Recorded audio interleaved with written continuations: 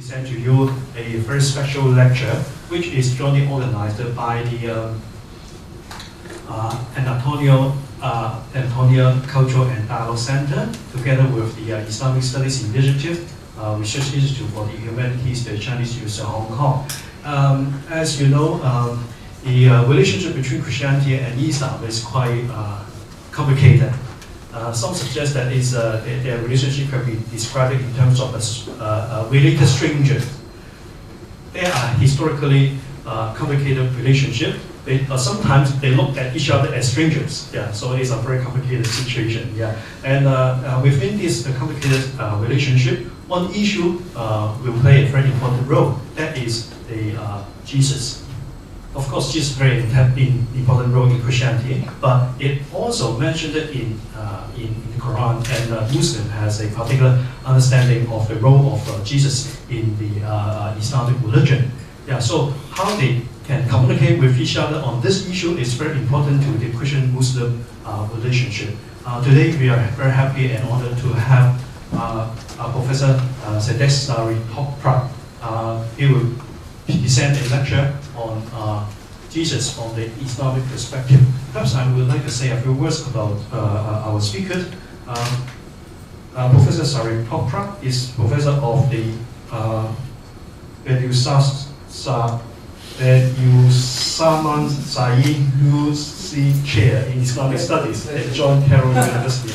I'm sorry that this is small print in 10, font size number 10. So it's really challenging for me as an old person. He holds a PhD in Islamic theology from the University of Marmara in Turkey. Yeah. Interestingly, Professor Saritopoulos University, the John Carroll University, is a Jesuit university. So you can see that there is some sort of very open-minded attitude from different religious background. And even the Catholic University can host a chair in Islamic studies and encourage that kind of dialogue. And Professor Saritopoulos is an expert in this area. He authored a book called Islam's Jesus, published by the University Press of Florida, 2104, and also some other articles. And he also served as guest editors for the journal Islam and Christian-Muslim Relationship, as well as the Muslim World. Yeah, these are two very important journals in the field. So without further ado, let's welcome Professor Sari Toprak. Thank you very much, Professor Chiu, right? It is a great honor and great opportunity for me to be here and talk to you. I will be talking, I think, about maybe for 45 minutes, and then I will have your questions. If you have questions, we'll talk about your questions as well. Before you ask me questions, I'm going to ask you some questions. Let's see how it works. Now, these are some questions I prepared, and I see, of course, Muslims, Christians, Buddhists, Taoists, all of them are included to answer these questions. Some of you will be more familiar with the Quran. So, is there a chapter in the Quran named after Jesus?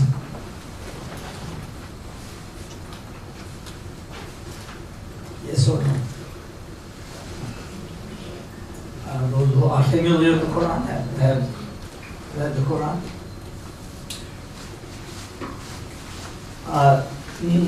Yes? No answer. You don't know? There's an answer also. I don't know.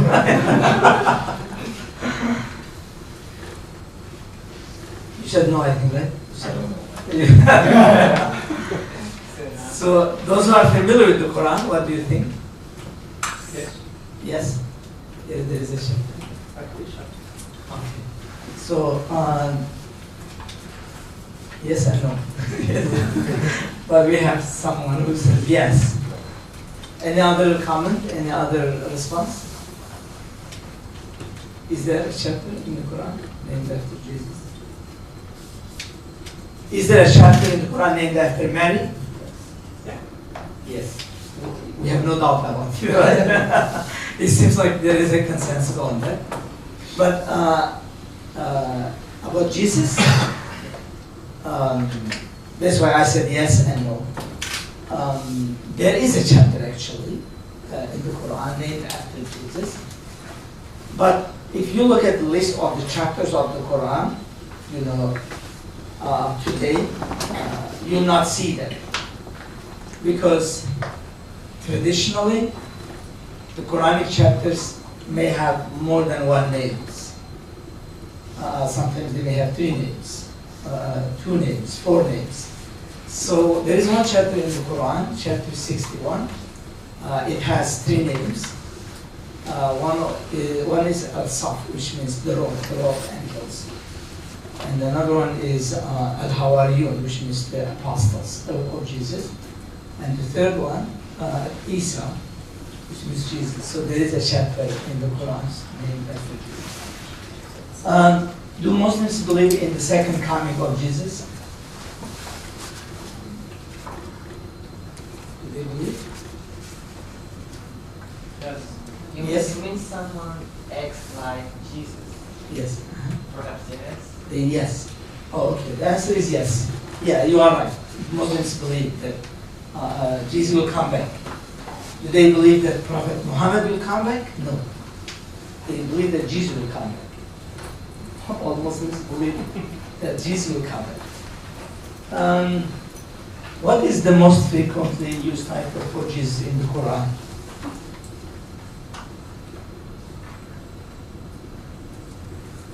The Son of Mary.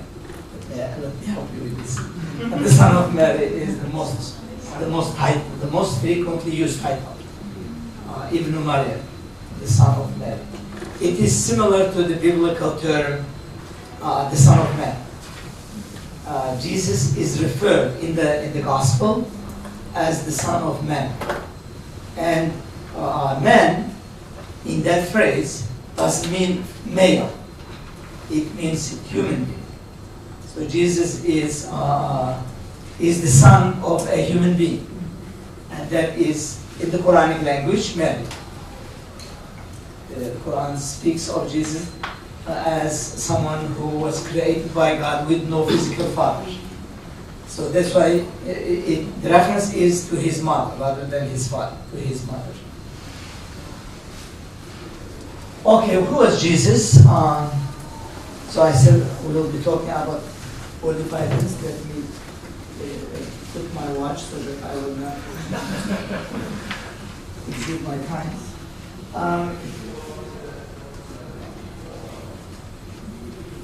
So he was born from the Virgin Mary. In the Quran, as I said, there is a chapter named after Mary.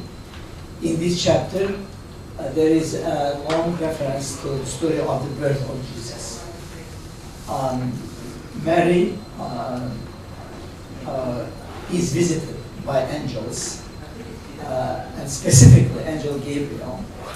Angel Gabriel gives good news to Mary that she will become pregnant. And Mary says, how can I become pregnant? I have not been touched by any human being. And the angel says, this is the divine command. When God wants something, God just says, be, and it happens. So it is a long story in the Quran, a detailed story actually. Eventually she becomes pregnant and she gives birth to Jesus. And she brings Jesus to her people. They accuse her of committing adultery. They say, where did you get this baby? You are not married, now you have a baby. And Mary says, being inspired by God earlier, she doesn't speak. She just points at the baby, and as if she says, don't ask me, ask the baby. And the baby was incredible. So Jesus speaks from his cradle. They say, how can we talk to someone, to a child who is in cradle? And Jesus immediately starts speaking, indicating the innocence of his mother and also that he will be the prophet of God for the community. And he speaks that God commands him of doing charity, giving charity, having prayer, and being kind to his mother. So that is, like the story of the birth of Jesus in the Quran. He is a bringer of peace. Jesus will bring peace in the Islamic tradition. At the end of time, he will come and will bring peace. I will explain what's the meaning of this. Because this is what in the general Islamic sources. He is one of the 5 elite prophets in Islam, along with Noah, Abraham, Moses, and Muhammad. Peace and blessings be upon them all. So there are 5 elite prophets, the highest of all prophets. There are many prophets in the Quran, in the Islamic tradition. In fact, one saying of the prophet says there are 124,000 prophets came before Islam. Prophet Muhammad is the last one. He's the final one. He's like the seal of all prophets. All these prophets are true messengers of God. Among them, the 5 of them are the most high, the most elite. And one of them is Jesus, including Noah, Abraham, Moses, and Muhammad. So when we say these are the highest, this is very significant rank to be given to these prophets of God. So for example, in our mind, sometimes we may think that Aristotle is the highest in philosophy, like Plato is the highest. Well, these are giants of philosophy. But when we compare to Jesus and to Noah, to Abraham, they are considerably low. So forget them. Jesus and Noah, Abraham, Moses, these are much more higher than all these giants of philosophy. And that's why they are, I call them the stars of humanity. Throughout human history, these are the highest. So there are many prophets. With this, when Muslims think, of the prophets of God, it is possible that today I visited Taoist temple, so I have been influenced a little bit by that. When I speak about Jesus, sometimes I refer to that. For example, Confucius might have been a prophet of God in the Islamic tradition because he was talking good things and he was talking about justice and therefore there have been 124,000 prophets. Only 28 of them are mentioned in the Quran. The rest are not mentioned, the Quran says. Some of them are mentioned, some of them are not mentioned. So, for example, Confucius, Buddha, might have been a prophet of God as well. Jesus is a Muslim. You realize that I put it with lowercase m. He is a Muslim. He is a Muslim in a sense that with lowercase m means he submits himself to the will of God. With lowercase m. I remember once I was giving a talk, and when I said Jesus is a Muslim in the audience raised his hand and said, I would like Jesus to be Muslim with uppercase M. Not lowercase m. And I said, be careful, because sometimes you may be Muslim with uppercase M, but not Muslim with lowercase m. Because really, there are some Muslims, but not Muslims. That's why the lowercase m is very significant.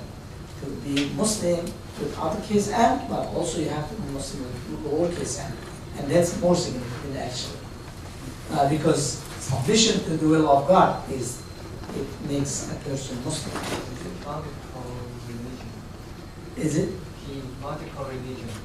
He's a Muslim, a Jewish. Yes. and a Catholic. Yeah, that's why the word Muslim is a very encompassing word. He's a miracle worker. Jesus performed some miracles. We have in the Quran. I will mention some of them. He is an intercessor in the afterlife. He is able to intercede. God gives chance to his prophets to intercede. If there are some people, let's say sinners, Jesus can ask God to forgive them. Moses, Prophet Muhammad may ask God to forgive, certain people. And in the Islamic tradition, it's known that because these people are the beloved of God, God will not reject their request. When they say, God, forgive those people, God will forgive them. So it is a kind of intercession, asking God for a favor for certain people. In the primary Islamic sources, in the Quran, I will be talking about that, and in the Hadith, the Quran, you are familiar with the Quran, is the holy book of Islam. The holy book of Islam is named the Quran. But Hadith, you may not be familiar. What is Hadith? Sayings of the Prophet, yes. Saying of the Prophet of Islam. We have a huge collection of the sayings of the Prophet. And scholars of Islam have elaborated on these, collected them, put them together. For a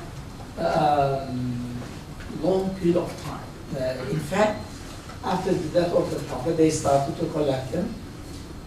In the 1st century, 2nd century, they started to scrutinize them. To make sure that what the Prophet said was accurately related to the Prophet. So some people may have forged some statements and relating those statements to the Prophet.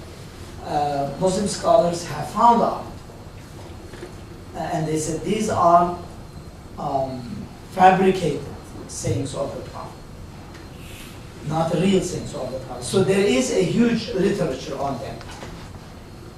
And in these sayings of the Prophet, we have references to Jesus. I will elaborate on some of them. In the book, I found more than, I would say,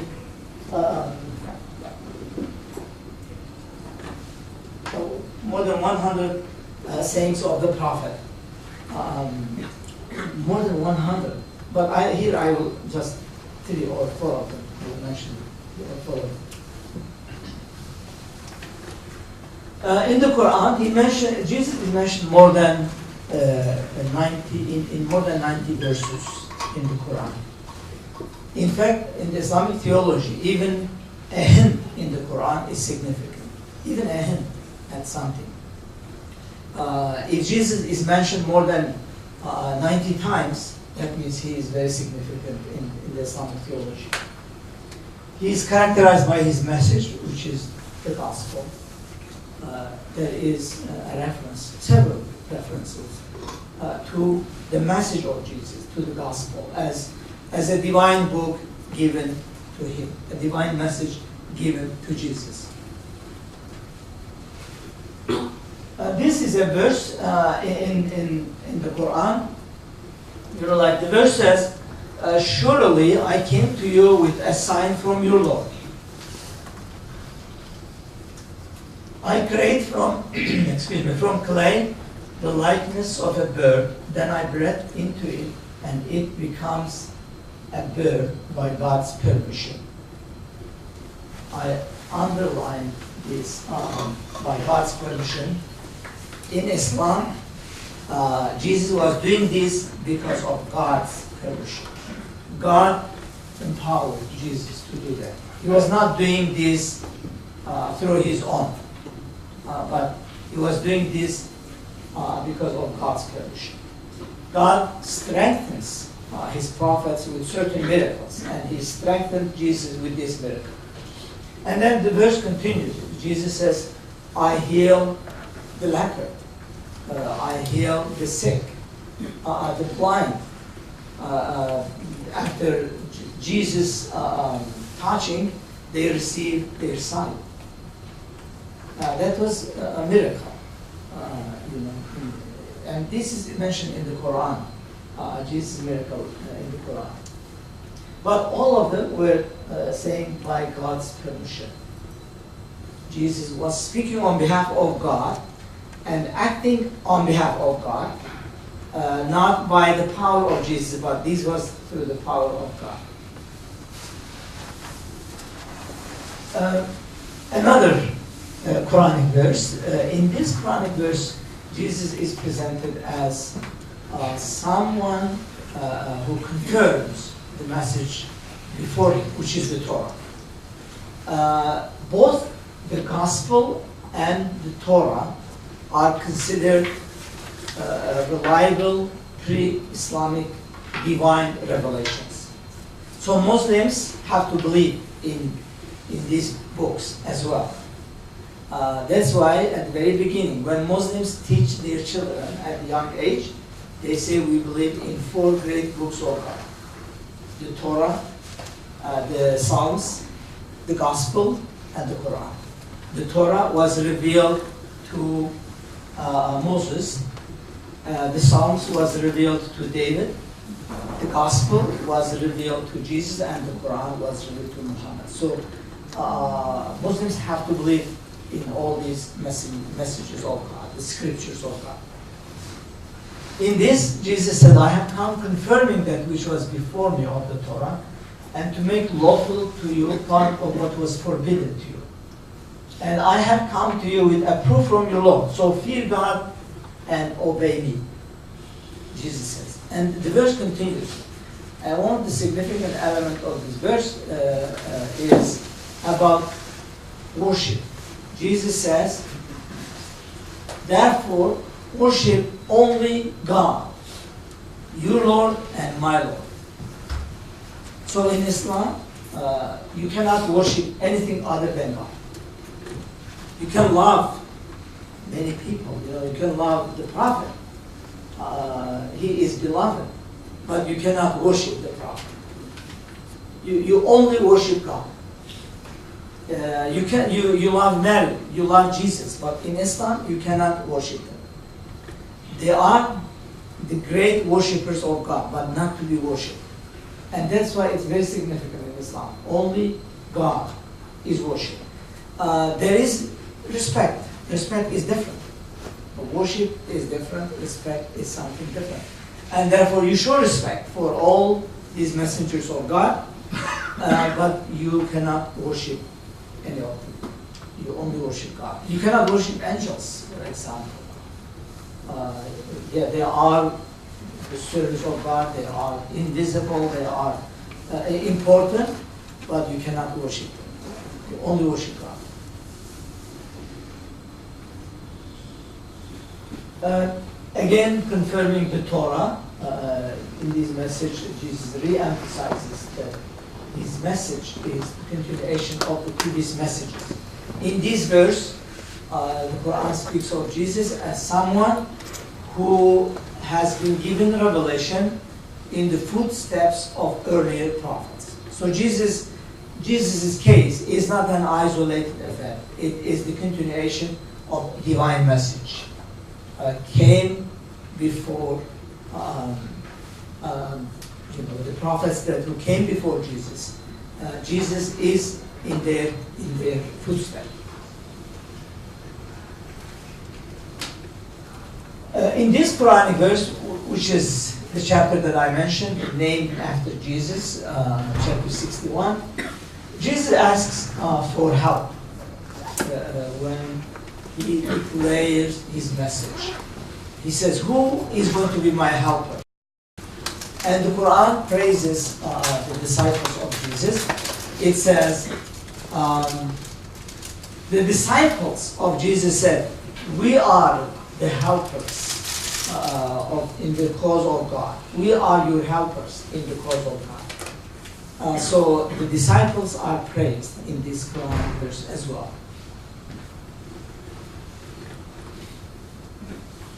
Now I'd like to move to a different dimension about the place of Jesus in Islam. And this is about his coming back. Jesus, as I said, Muslims believe that Jesus will come back. It is in the Christian tradition, it is called the second coming.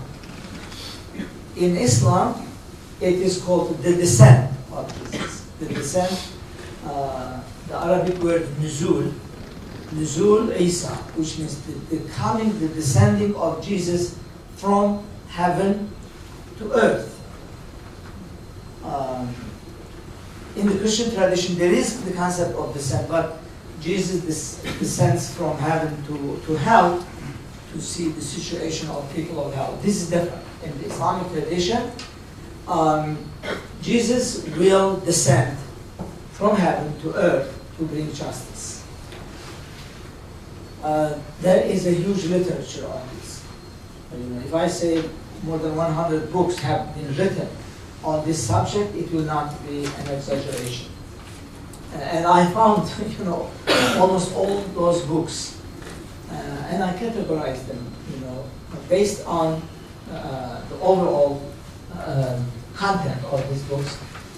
Basically, I found three major approaches in the Islamic tradition about the descent of Jesus. Jesus will come, but how? And whether really these are reliable or not. The first group, I call them modernist approach. They say this is impossible. Forget it. Jesus died 2,000 years ago. It is impossible for him to come back. Now this is much more related to Muslim philosophers, modernist Muslim philosophers. They are a small percentage, but not all of them, some of them I would say. I think I could hear also some, not all of them. I would say this is impossible. Jesus will not come back. It is done. The second group, it is called, I call it literalist. They look at the hadith of the Prophet, they say, Jesus will come from the sky directly. We will see him. And I remember once I asked one of them, and I said, so you mean that Jesus will come and all these television channels, like CNN, we'll have a meeting with him, and he said, yes, absolutely. That's how it happens. Well, that's literalist approach. Literalist. My favorite approach among these three is the final one, the interpretive approach. They say, yes, Jesus will come, as the Prophet said, but the coming of Jesus, the descent of Jesus should not be understood in a literal sense. It should be understood in a more allegorical sense. So, what did the Prophet mean when he said Jesus will come? Basically, the Prophet meant that the essence of the message of Jesus will be dominant on earth. And that is also the essential element of the message of the Prophet. When the Prophet spoke about this, he was meaning this aspect, and not the person of Jesus directly coming from sky, and people will look at him coming, like with a parachute. That will not be the way that to be understood in the Islamic theology. So they say, yes, he will come, but not in a literal sense. That is, the essence of his message will be dominant. I will elaborate on this dimension in a moment. Some hints on the Quran about the descent of Jesus. The verse says he will speak to humanity from his cradle, which I mentioned. Jesus spoke from his cradle. And in manhood, they say in manhood means when he comes back. So this, according to some scholars, commentators of the Quran, this verse is referring to the coming of Jesus in the Quran. There is no direct reference. That's why Muslim scholars, commentators have looked at a hint about the descent of Jesus, the coming of Jesus. And this verse could be one of them, they say. The second verse, surely Jesus is a sign for the hour. Sign for the hour. Again, they say this is possibly referring to the final hour, which is the end of time. So Jesus is a sign of it. That means when Jesus comes, that means the end of the human history is close, it's near. And therefore, this verse also is considered a reference to the descent of Jesus. In the hadith, the Prophet, as I said, spoke about Jesus in many sayings. This hadith says, "By God Almighty, in whose hand my soul is, Jesus, the Son of Mary, will soon descend among you Muslims as a just ruler." Now, it is very clear in this hadith that the Prophet emphasized the coming of Jesus, because this Arabic term, "in whose hand my soul is emphasizing the importance of the event. As if the Prophet is saying, surely, absolutely, he will come as a just ruler. He is a bringer of justice. So Jesus is bringing justice. And that's why Islamic scholars, as I said, the interpretive approach understood this hadith, that it will not be like one individual person coming. It will be much more universal than, and that is the domination of peace on earth. That will be the fulfillment of the message of Jesus when there is peace. Another hadith, in this hadith we see the features of Jesus. The Prophet sees Jesus in his dream. It has been shown to me while I was sleeping. In my dream, while I was circumambulating the Kaaba is the holy shrine of Islam in Mecca. The holy shrine is called the Kaaba. In his dream, the Prophet is circumambulating around the Kaaba, which is a ritual Muslims do during Hajj, during pilgrimage. And I saw a man of brown color, the best one can see among brown-colored human beings. So Jesus is brown-colored in this hadith. Generally, in America, I ask my American friends, I say, what is the color of Jesus in America? He's like a pure white, you know.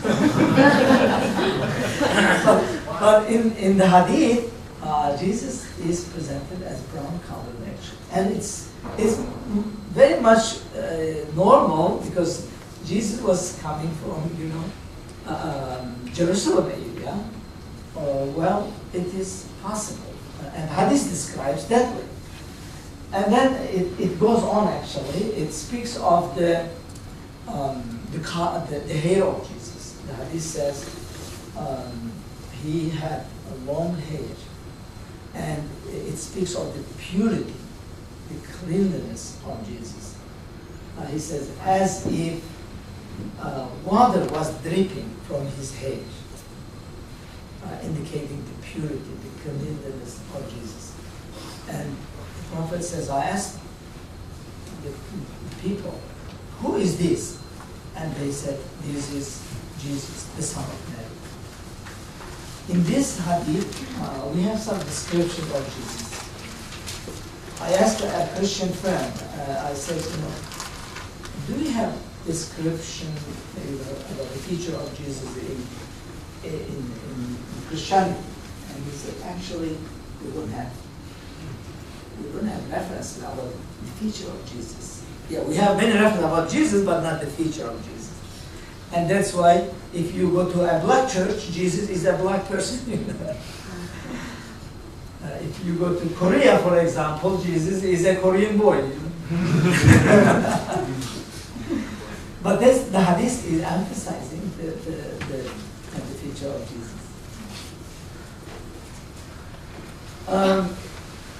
Jesus and the Islamic community, the Prophet again speaks about Jesus. Surely, Jesus the Messiah will find some people from among my community as his helpers.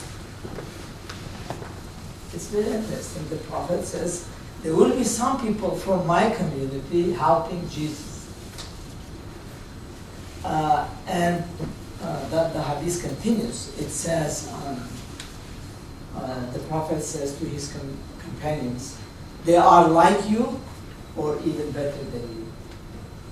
The narrator of the hadith says, the Prophet repeated this 3 times. They are like you or better than you. And then the Prophet says, God will not disgrace a community that I am the beginning and Jesus the end. The community of Islam will not be disgraced because the Prophet Muhammad is the beginning of it and Jesus is the end of it. A community that is between such 2 prophets of God, 2 messengers of God, will not be disgraced. Prophets. It gives a hope to the Islamic community. Jesus in the Sufi literature, Rumi, yesterday I talked about Rumi. Rumi speaks of Jesus. In my book, I elaborated on that actually, section on Sufi literature on Jesus.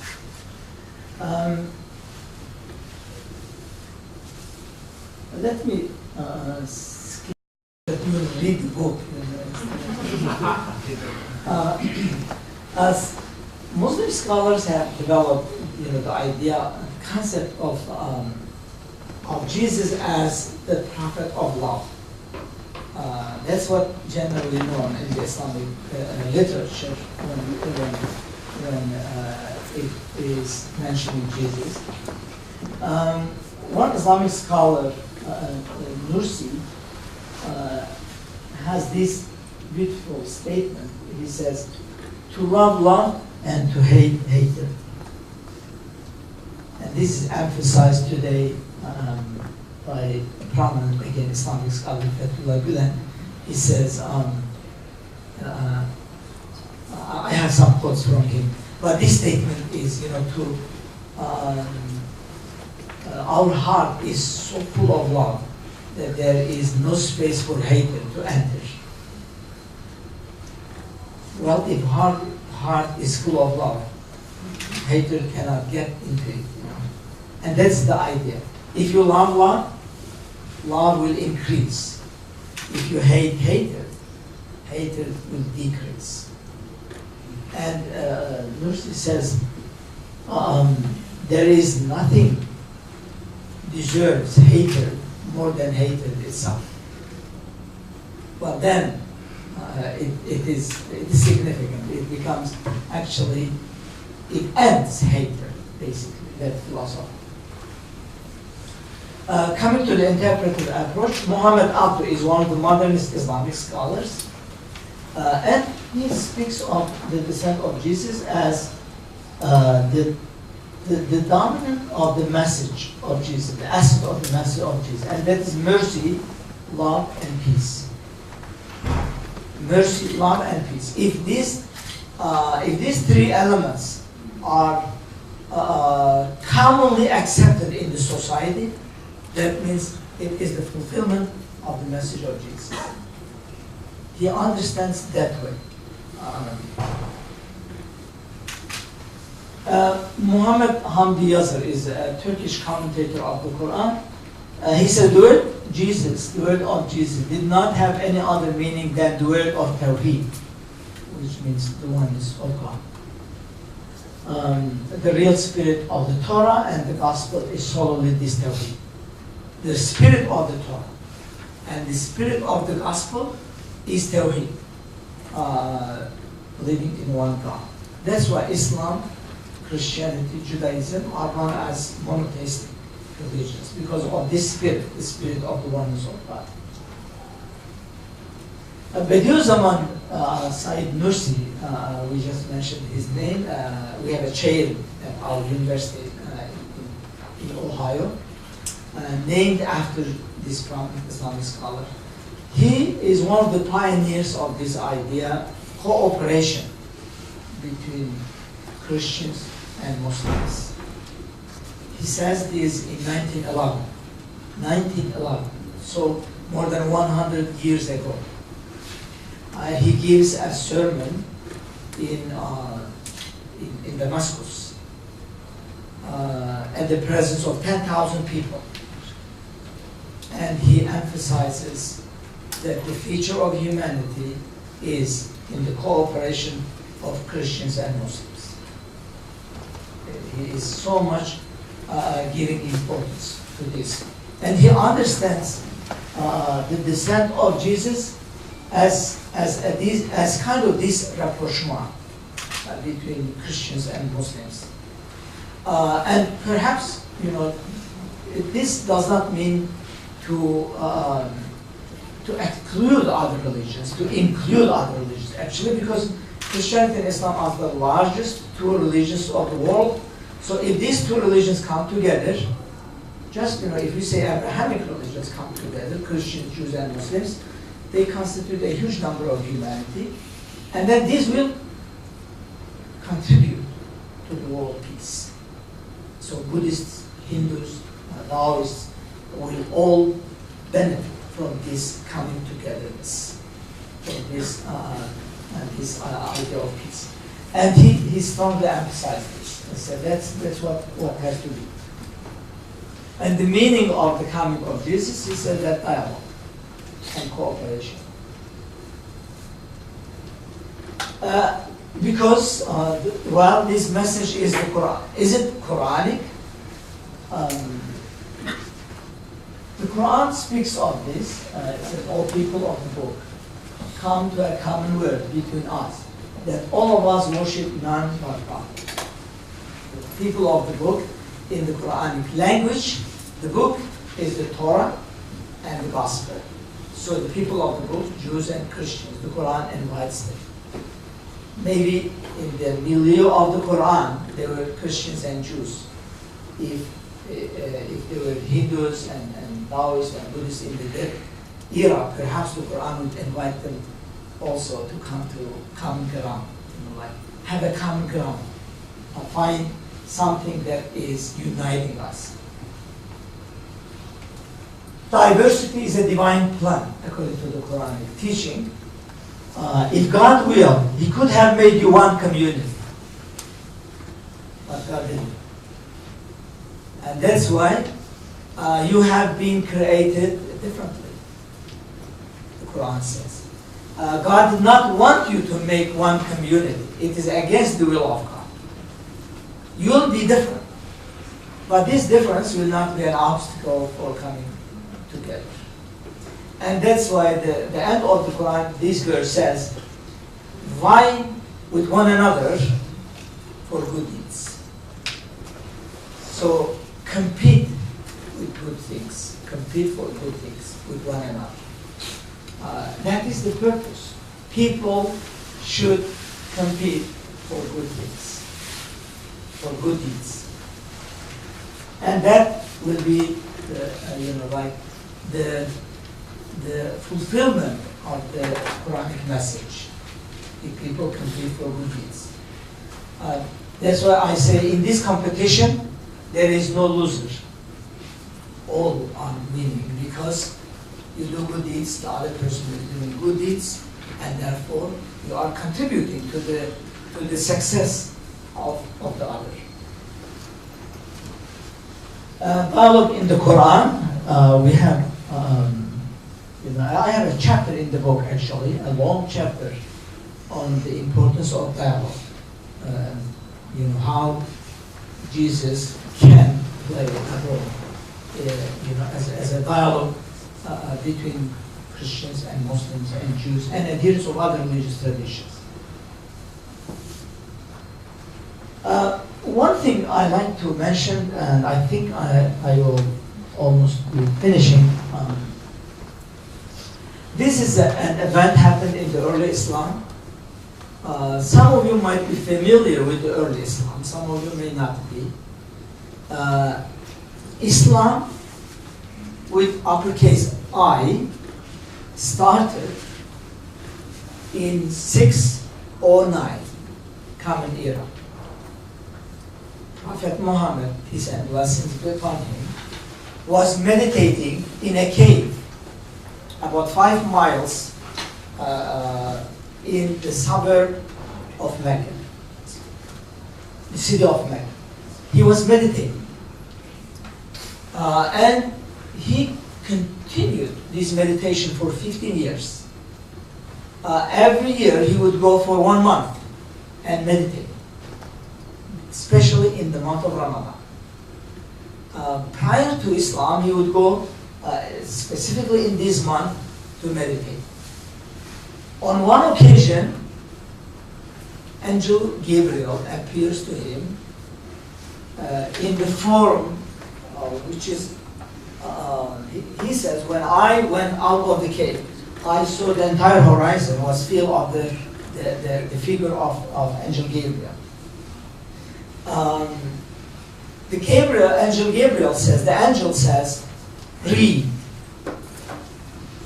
Iqra, in Arabic. Iqra, which is the name of a chapter now in the Quran. Actually, the chapter starts with that. Prophet Muhammad says, I cannot read. And the angel again says, read.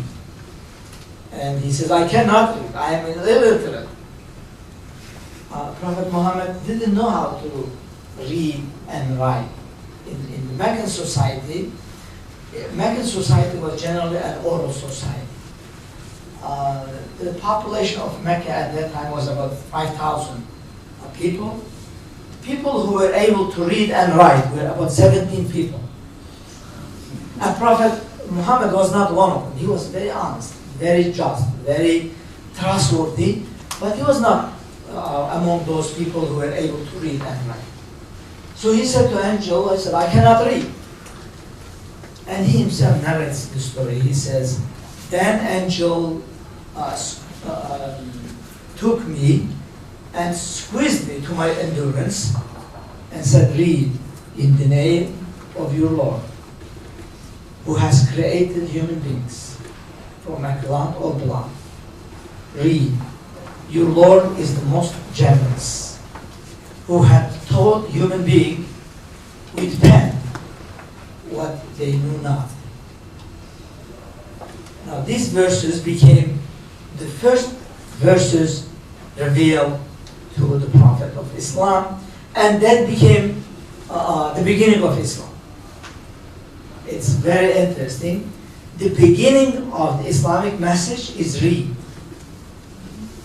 That's how it started. And that's why Islamic scholars say the reason that Muslims in the early time became so much high in the area of science, technology, and became at the zenith of this civilization because of that first message. Read. And they read. They really read all ancient Greek philosophy. Whatever was available, they read it, they built upon it, and they created a remarkable civilization in human history. So that happened, and the Prophet came home, and explained this to his wife and said, this is what happened to me. I don't know what's going on. His wife Khadija said, well, you are a righteous person. This is something good. It should be something good. So the Prophet consulted with some people who were familiar with earlier scriptures, and eventually the person who was consulted said to the Prophet, this is Angel Gabriel, appeared to Moses, appeared to Jesus, appeared to me, and this is the same Angel Gabriel appeared to you. So you will be the prophet of this community. Well, later the Prophet declared his message to his community that he is speaking on behalf of God. He's received a new message from God that this, to believe in one God, and there is a life after this life. He received a hostile reaction from the people of Mecca. The people of Mecca eventually forced him to migrate. But before that, Prophet Muhammad said to his people, his companions, you should migrate. Because if you don't migrate, they will kill you one by one. They were killing, really they were killing, especially the marginals, those who did not have any tribal affiliation. So when the Prophet said, migrate to where? The Prophet said, there is a Christian king in Abyssinia, which is modern-day Ethiopia. No one is wronged in his land. If you go there, he will protect you. And about 70 Muslims, 70 Muslims, 20 female and 50 males migrated from Mecca all the way to Abyssinia. They went to this king. And king listened to them. Eventually, to make a long story short, king listened to them and said to them that they can stay in Abyssinia as long as they wish.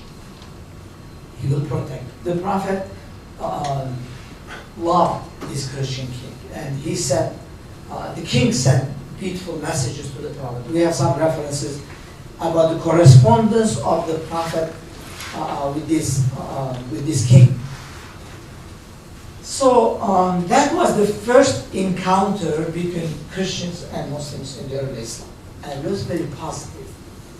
The Christian king is protecting Muslims in this early time, in the early Islam. So that is the king is called Najashi, King Najashi. Today, some Muslims, especially some Turkish businessmen, went to Ethiopia in order to honor the legacy of Najashi. They built, established schools there. They call it International Najashi Turkish Ethiopia schools, Turkish Ethiopian schools. In order to honor the legacy of Najashi. And I asked one of the people who went there, I said, how many schools are running now? He said about 8 schools under this name, the name of Najashi. Today, to honor this legacy, this historical event that happened in the beginning of Islam. So, today we have personalities who are dedicated to dialogue. Dialogue, between Christians, Muslims, Jews, Hindus, Buddhists. Well, in China we have to say Taoists. In Hong Kong we have to say Taoists because today I visited the Taoist temple. So it is remarkable, and very much you can see connection between Islam and these traditions as well. So Fethullah Gülen is one of the prominent Islamic scholars who is promoting dialogue. He met with Pope John Paul II in February 1998 to promote dialogue between Christians and Muslims.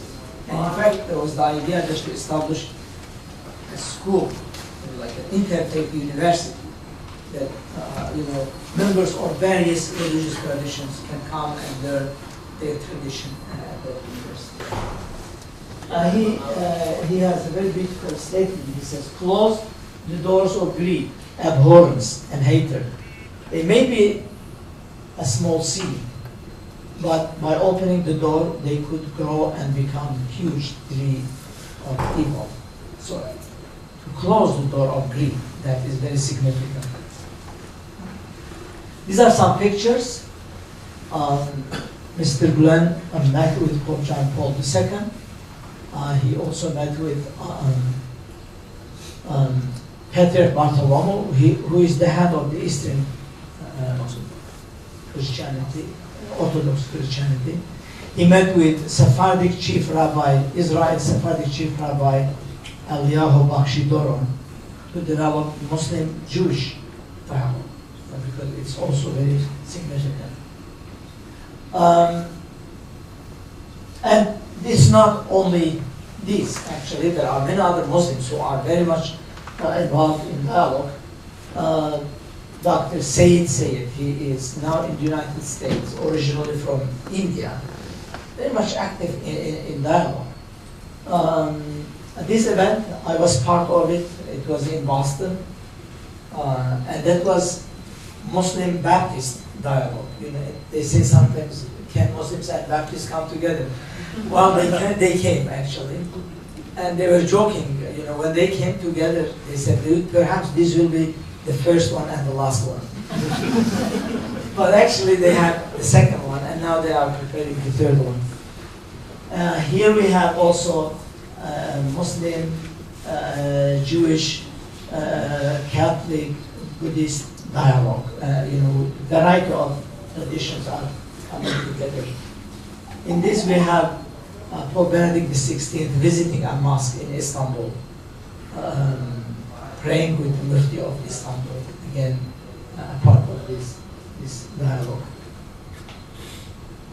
And then final thoughts. I argue in my book that if the trend towards dialogue continues in this way and results in a peaceful coexistence in our world, that will be the fulfillment of the message of Jesus and also the fulfillment of the message of Muhammad. Peace and blessings be upon them. Thank you very much.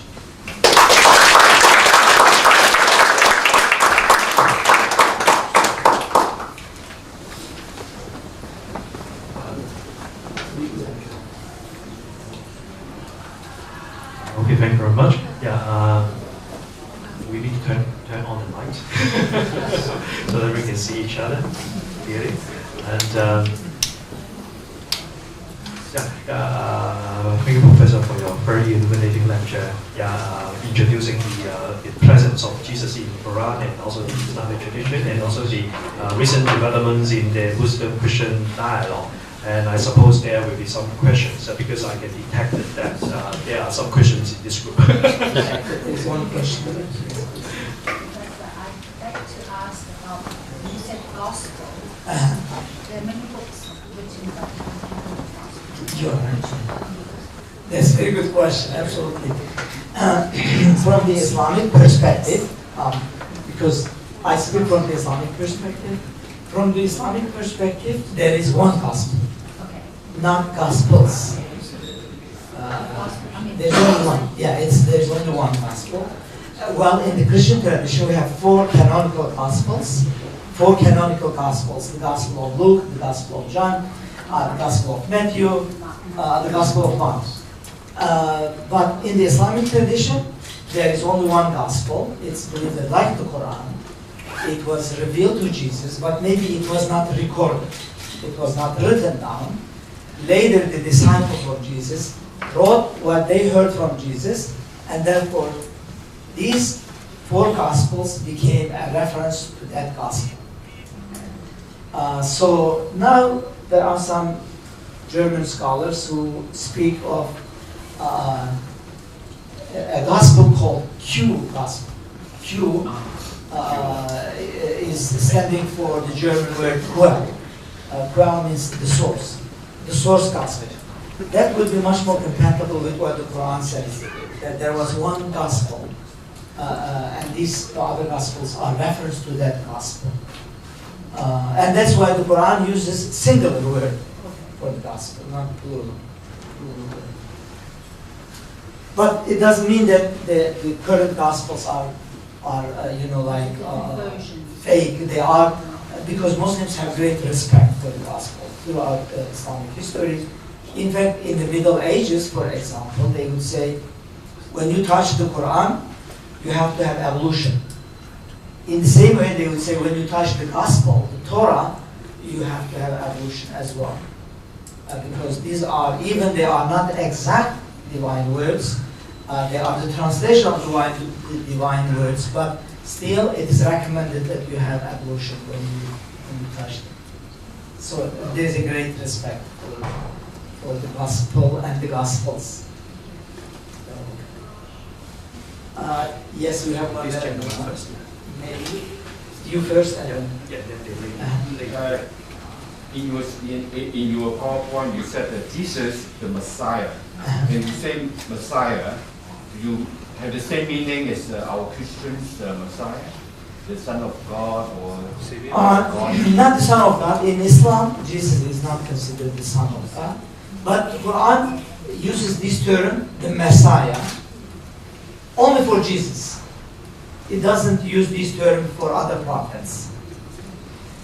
So the word Messiah, Muslim scholars are looking, interpreting it, and saying that Messiah means the anointed one.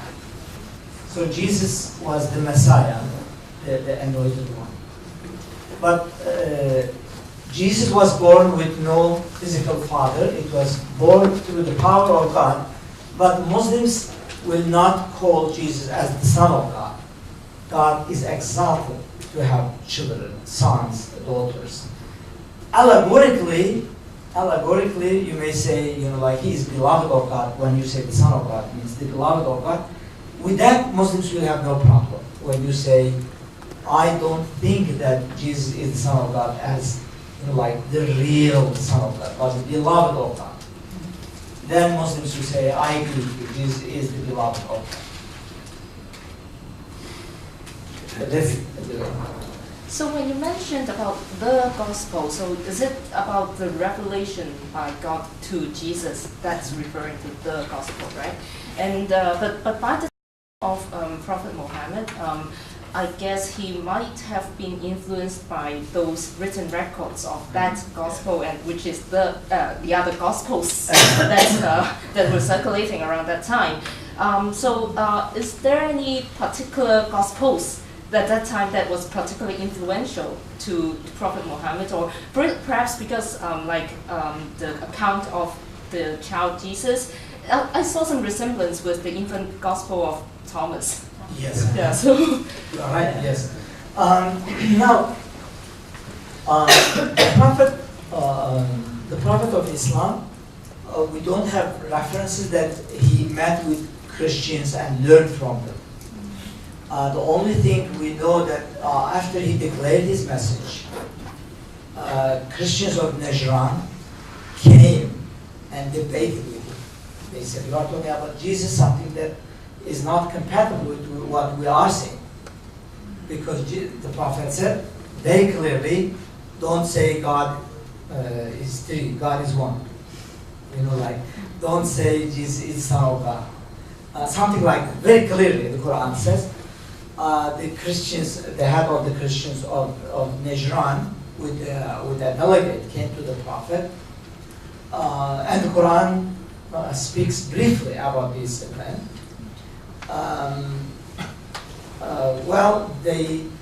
They speak to the Prophet, and the Prophet mentions, the new idea about Jesus. They say, no, our way is the right one. Your way is wrong. And the Prophet says, can we have then mubahala? Mubahala in the Islamic tradition, coming from that first, event, maybe in the Arab culture it was there, that we will bring our families, children, husband, wife, both sides, and we'd say, let God curse the liars, those who are wrong. And the Prophet offers this to the head of the Christian organization. Can you do that? If I'm wrong, let God curse me. If you are wrong, then let God curse you. And the head of the Christians of Najran. This is the first meeting happening. Later they come to the Prophet and give allegiance to the Prophet, and then actually the Prophet hosted him in his own mosque. He says, I look at the face of Muhammad. He was so honest in his message that I said, through him, really God can curse us. So I said, no, we don't accept that. We don't accept that offer. We don't force you also to leave your message. Go ahead with your message. We will go ahead with our message, but we will give you allegiance. We will not support idol worshippers against you. We will support you against idol worshippers. So that was the first encounter. It is clear that the Prophet was receiving new things because it was going against the traditional Christian understanding of the time. You may find some similarities. Muslims will say this similarities is normal because you can find similarities between the Gospel and the Torah as well.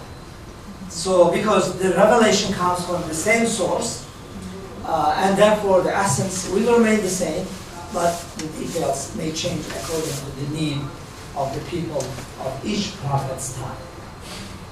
And that's why some Christian writers would say Prophet Muhammad was influenced by Christians, especially there is one scholar, one monk called Bahira. But the Prophet's meeting with Bahira is only about perhaps less than half an hour, according to the Islamic sources. So in half an hour you cannot learn the Quran, from a monk. But this story is mentioned in the Islamic tradition that monk Bahira was looking for a caravan coming from Mecca to Syria, and the Prophet Muhammad was very young, and he saw a cloud is always shading the caravan and moving with them. And he said, this might be, like a significant caravan. And when they come closer to his monastery, he invites them to food, to have, like lunch or dinner all the time, meal. And they all come to the monastery, but they leave Muhammad with the caravan. And he realizes that the cloud stays there. It doesn't come with the group who are coming to the monastery. And he says, "Is there anybody left, with the caravan?" I said, "Well, we have a young boy. We left him there." Well, he says, "I'm looking for that person because I see something, like a cloud always moving and shading you, and now the cloud stops there. So that's the significant person." And they bring him, and he speaks to Muhammad's uncle, and he says, "This person will be a very remarkable personality. Be careful and protect him." Prophet Muhammad lost his mother, his father when he was very young. He was 6 years old. He lost his mother. He lost his grandfather when he was 8 years old. So his uncle was taking care of him, and now he is teaching him how to be a merchant, how to do business. And therefore, this monk, Bahira, recommended Prophet Muhammad's uncle so that he will be careful about him and protect him very carefully, so that in his young age he will not be, attacked by others. So then we have, like a long story on that in Islamic tradition. Thank you very much for the presentation. Thanks very much for the presentation. I learned a great deal today about Jesus. But one thing that puzzles me about your presentation is that, as I think many Christians in the room can attest, Jesus' persona and his very nature is very contested within Christianity. It's subject to a lot of debate and disagreement. Can you tell us a little bit about, from your presentation, I get a rather coherent picture of Jesus in Islam. Can you tell us a little about the points of contention and disagreement about Jesus, like when you compare the Hadith tradition, Quran, Sufi scholars? And perhaps tell us a little bit about, because you build so much on a contextual approach, can you tell us a little bit about how the image of Jesus has changed from the early years of Islam to the contemporary era? I mean, huge question, but I think you can give us some insights. Yeah, thank you very much. I think with regard to the personality of Jesus, And what he means, what he yeah, means, right? the Quran is very precise. It doesn't leave a place for doubt. Strictly saying Jesus is a human being, it's not a deity. So with that, Muslims never claim that Jesus was a deity. In the Christian tradition, the reason that we have a huge debate in the Christian tradition, because some said, how then a person can be full human and full deity? And that caused a huge debate. Arius, for example, the Patriarch of Alexandria, said, this is totally wrong, he cannot be a deity, as he is a good person, he is a prophet, but he is not a deity.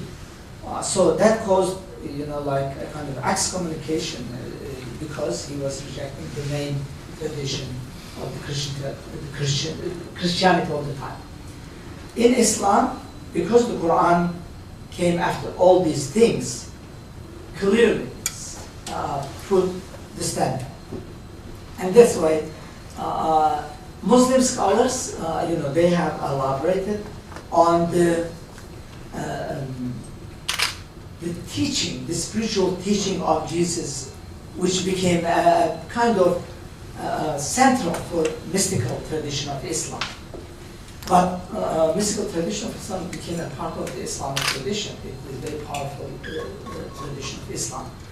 For example, Jesus never married. Some Muslims, mystics, like Rabia, a very famous Muslim female mystic, never married throughout her life. And she said, I don't have time to spend on my husband. I will spend all my time on God. So like Rabia. Some Muslim mystics, male mystics, never married. Like Nursi, for example, the person that we just mentioned, he never married. But did you reference to the example of Jesus for this? Not specifically. They would say, because I don't have time, I am spending all my time to God. Well, it sounds like, marriage, the Prophet says marriage is my sunnah. But Nursi says, I have rejected, I have neglected this sunnah. I hope that my service will replace my negligence. So that's the idea, in the Islamic tradition. But the only debate that is occurring is about the descent of Jesus, not the personality of Jesus, not the place of Jesus in Islam. There is no doubt about it, because all Muslims are in agreement that he is one of the elite prophets, and he is not a deity, he is a human being. Yes, he did not have a father, because that was through the power of God. When God wants something, God says be, and it happens. But The debate occurs generally on the second coming. How this will happen, how a person can come down from sky. So some Muslims said, yes, God is the most powerful. It will happen as the Prophet describes, literally, because God is the most powerful. Inna Allah ala kulli shayin qadir. God is powerful over everything. Another group of Islamic scholars said, no, God is the most powerful, but God doesn't deal that way with human beings. You know, God can give you an apple, real apple from a seed in 10 seconds because it's powerful, but in order to get an apple from an apple seed, you have to wait for 4 years, 5 years, because you have to seed it, you have to plant it, and then eventually this will grow, and then you will get an apple from the tree. So can God give you in a second, in like 10 seconds? Yes, but God doesn't deal that way. God puts some rules, and according to that rules, you get it. So that's what they say. Yes, God is powerful to bring a person from sky, and it's not difficult for God. But God did not deal with human beings that way. When Prophet Muhammad came, there was no, like a kind of line on his forehead saying that this is the messenger of God. You have to believe in him. He was a regular human being. Yes, he was very just. He was very trustworthy. He was very much respected in the community. But yeah, he would perform some miracles sometimes, but could be understood as a magic. So some Arab of the time they said he's performing magics, and they did not believe in him. So this is the same way. That's why, with regard to the descent of Jesus, we have debate among Muslim scholars, Muslim commentators of the Quran. But when it comes to the personality of Jesus, I think there is like a very standard approach. And that's why in the book you'll see, if you have time to read, how Muslim commentators interpret those Quranic verses about Jesus. We have some, different approach when it speaks of the death of Jesus. Because the Quran clearly said they could not kill him, they could not crucify him. So what happened? The Quran doesn't say how it happened, but commentators of the Quran, they use variety of sources, and maybe some of them have learned from some Christian sources. For example, one of them says, when the person who led Roman soldiers to the cottage in which Jesus was staying, the feature of that person became like the feature of Jesus, and when he came out of the cottage, the Roman soldiers captured him. He said, I'm not Jesus. They said, no, you are Jesus. You are lying. You are Jesus. And God rescued Jesus. Another group says, well, they took Jesus, but Jesus was in coma, and then left Jesus, was not crucified. He was in coma. Another group says, Jesus asked, who would be like taking my picture, my feature, so that when Roman soldiers come, they will take that person. One of the disciples said, I will sacrifice myself for you. So something like that. We have different interpretations, but not in the Quran. We don't have this different approach in the Quran. Yes. You spoke about meditation. Yes. And in Hinduism, meditation is a big part. It leads to enlightenment and gaining the consciousness. How important it is in Islam, to the Islamic tradition? Yeah, that's a very good question. It's very significant. Generally, in the Quranic language, it is called tafakkur, contemplation. To look, because the Quran says, when it describes the believers, it says, يَتَفَكَّرُونَ فِي خَلْقِ السَّمَاوَاتِ وَالْأَرْضِ. They contemplate in the creation of heavens and earth. They look at the stars, the moon, the sun. Contemplate. in their creation. And then they contemplate in their own creation. Contemplation is very significant.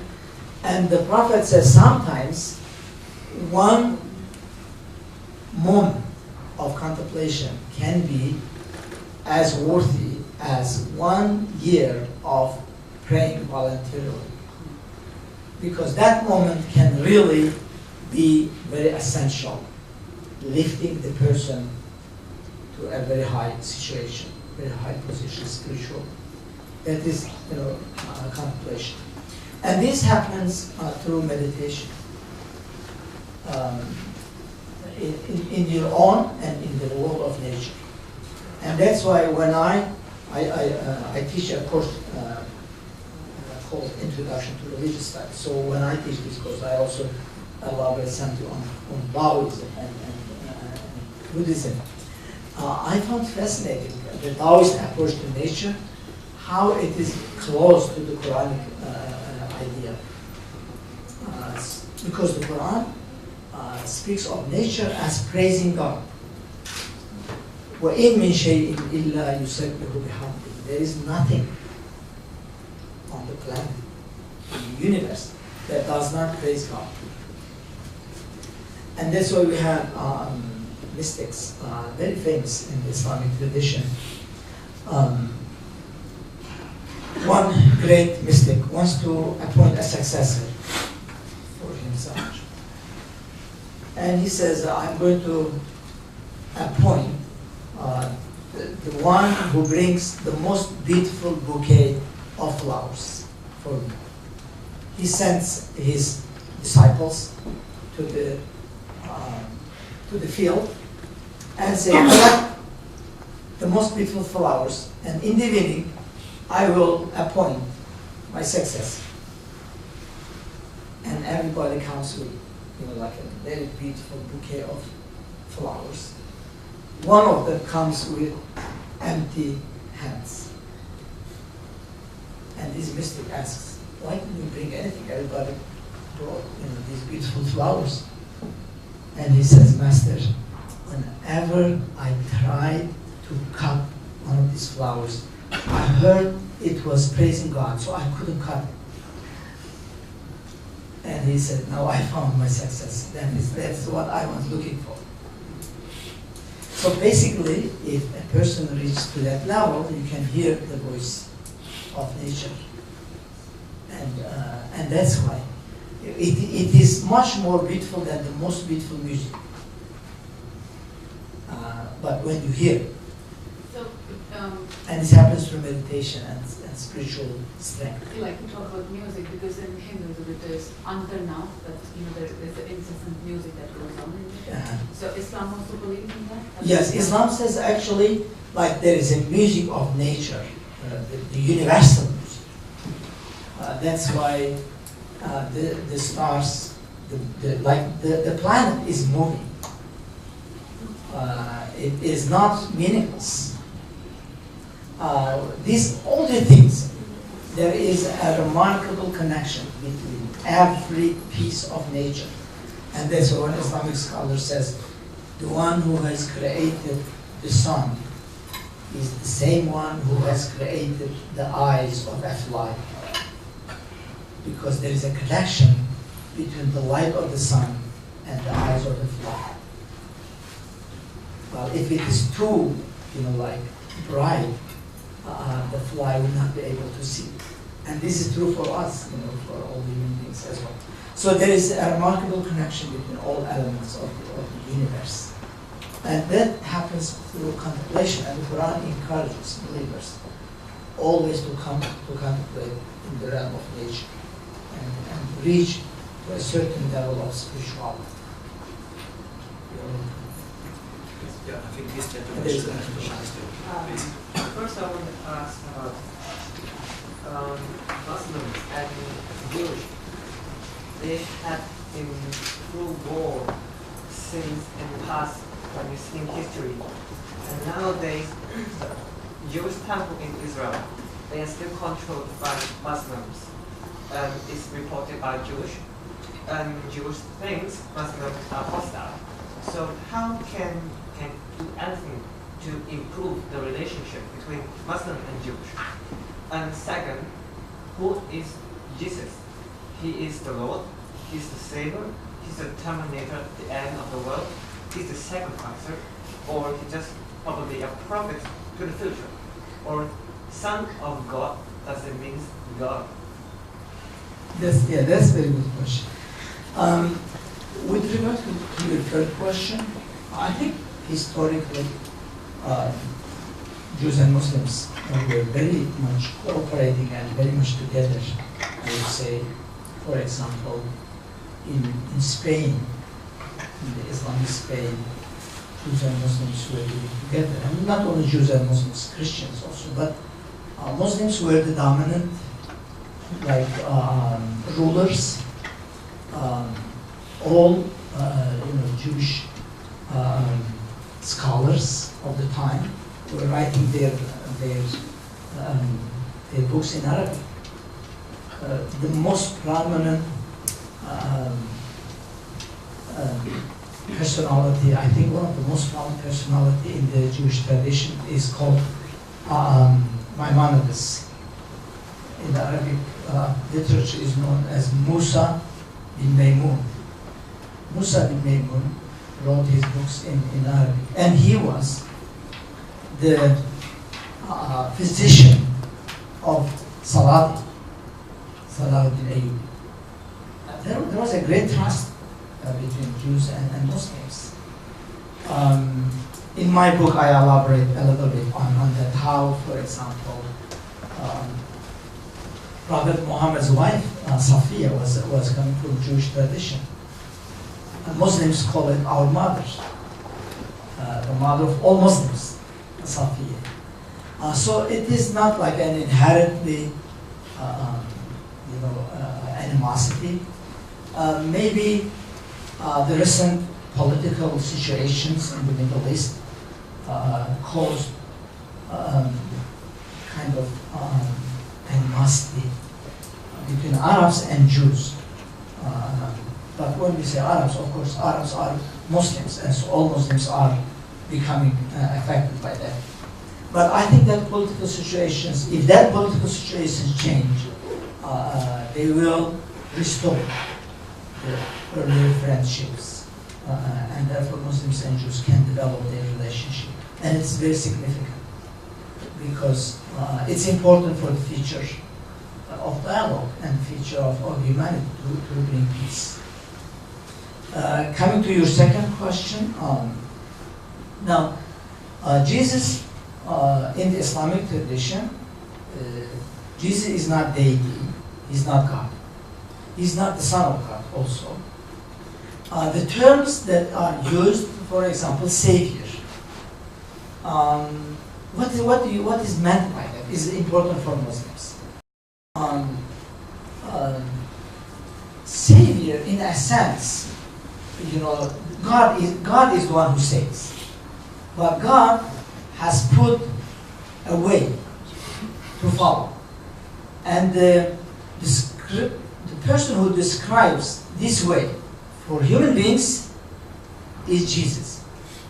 So when Jesus said, I am the way, that means that is the way of Moses. That is the way of Abraham. That is the way of Muhammad. That is the way. That way is the real way, and that way leads to salvation. So it doesn't exclude others, but actually it is the same way. That's why in one of the verses that I mentioned in my presentation, the Quran speaks of Jesus as someone who is on the footsteps of earlier messengers of God. So eventually it is God who saves people. But God has appointed some messengers to show people his righteous way, the way of righteousness. And that's why Jesus came, and then after Jesus, Prophet Muhammad came. The same message, the only changes are happening according to the conditions of their time. So it is not against each other, but it is supporting each other. That's why Prophet Muhammad, peace and blessings be upon him, says, Jesus, my brother. All prophets in Islam are brothers. Prophets of God are brothers. That's one of the sayings of the Prophet of Islam. I don't know if that answers your question. Okay, since we are running out of time, this may be the last Yes. question. This question is related to several questions was asked to you earlier, but it's maybe a bit more like a general look, a general intuition or knowledge that you can share with us.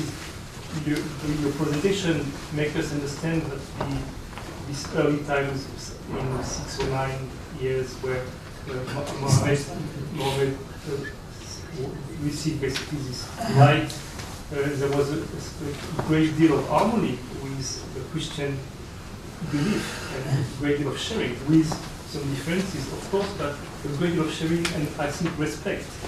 And time has gone by, 1400 years have gone by. And today it seems like this harmony has been in danger, strongly in danger. And what do you think during those 1400 years was the key element that has created more blurriness between this harmonious start that you described in those years 600? So I don't know if you can have a Yes, say on that. So you mean like there was a harmony, Yes. and then later that harmony was lost? Do you think we can speak about And this then harmony? can we say a new harmony? Can we have a new Well, harmony, you mean? It's not what I'm saying. I believe we can have a new harmony because if we are here today, it's because we believe in life. But what I'm saying is that what do you think has kind of damaged this original harmony along those years? You know, what is the key factor that has been, you know, putting us in such a strange reality today? You know, I mean, I'm not What's the reason for yeah, that? yeah. I think when you look at the history, two major events that influenced negatively the relationship between Christians and Muslims. One is Crusaders. You know, the era of Crusade affected very negatively because Muslims suddenly realized that, you know, a force is coming and destroying everything. So that was one of the major events. But that was early, you know, like we are talking about 12th century, 13th century, 11th century. That passed, and perhaps it was about to be forgotten when new colonization era started. The colonization also affected the mentality of Muslims about Christians, because the people who went to Mongol India, India was Muslim at that time. British Columbia, what was they call it? British company, Eastern company, you know, entered India, and then eventually colonized the entire India. Then Dutch colonized Indonesia for 300 years. You know, that kind of things, you know, colonized the Middle East. You know, Egypt was colonized. With the exception of Turkey and Iran, all Islamic countries became under the colonization of Western powers. Turkey was the head, you know, like the center of the Ottoman Empire, so many part of it, it was not colonized. And Iran was not colonized because it was close to Turkey, perhaps, because it was under the Ottoman influence. Other than Pakistan, you know, Bangladesh, Malaysia, all Islamic countries became under the colonization of Western powers. That influenced very negatively the relationship between, and actually it caused reactionary movements in the Islamic tradition. Now there were scholars who were not influenced by this, I would say Bediüz Zaman Said Nursi, for example, when he said that cooperation between Christian and Muslims is necessary, many Islamic nations were under the colonization of Western powers. But he was not influenced by them. Instead, he would emphasize the importance of cooperation. Eventually, that came to an end. Colonization came to an end. But the impact of it was very, very negative. And I think these scholars that some of I mentioned are very much emphasizing the importance of dialogue. And it is not very helpful to just focus on negative things in history and be stuck there. One Islamic scholar says, let's bury what happened, in history of negativity and create a new era, bring a new era, a new understanding. And that would be much more contributing to dialogue and cooperation. That things contributed negatively, very, very, very strongly. But I think a new era, and as Rumi says, it is time to say new things, not just stick to the old things and then, okay, you killed my dad and then the other person killed my ancestor. Okay, let's then fight again. No, that's not what Islam is saying. What happened, happened, and very specifically the Quran says, وَلَا تَزِرُ وَازِرَةٌ وِزْرَ أُخْرَى. Based on this principle, someone's children cannot be blamed because of their ancestors' mistakes or their father's criminal actions. The child is innocent. The child is not to be blamed for it. And therefore you are not allowed to hate that child because he is the son of a criminal. It's totally different, a separate entity. And that's why the Quran says, no one carries the burden of the other. Everybody is responsible for his own burden. And that's why some people's ancestors did something wrong. Their offspring is not accountable for that. We shouldn't do that because that will actually spread hatred, which is not supposed to. Yeah. Well, thank you very much. Okay, thank you. I think the lecture is very illuminating, and the answers are even more illuminating. And I think we should also thank ourselves.